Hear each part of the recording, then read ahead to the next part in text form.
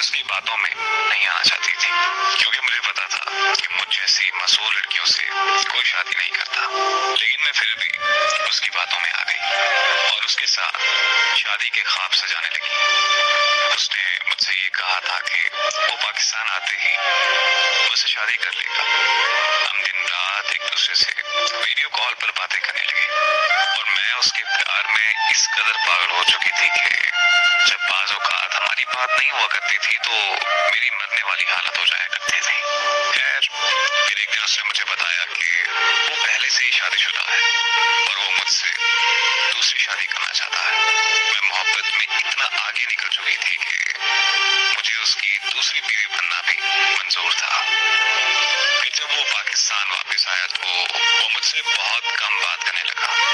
میں جب بھی اسے اپنی شادی کا ذکر کرتی تو وہ میری بات کو ٹال دیتا تھا۔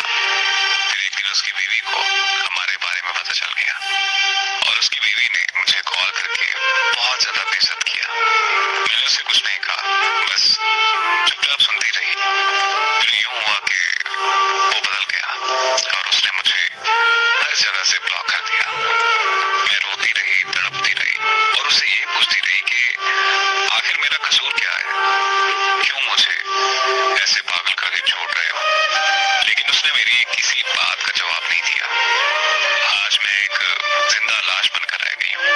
لگتا ہے کہ ہم جیسے معذور لوگوں کو اس دنیا میں آنا ہی نہیں چاہیے، یا پھر ہمارے اندر دل نہیں ہونا چاہیے۔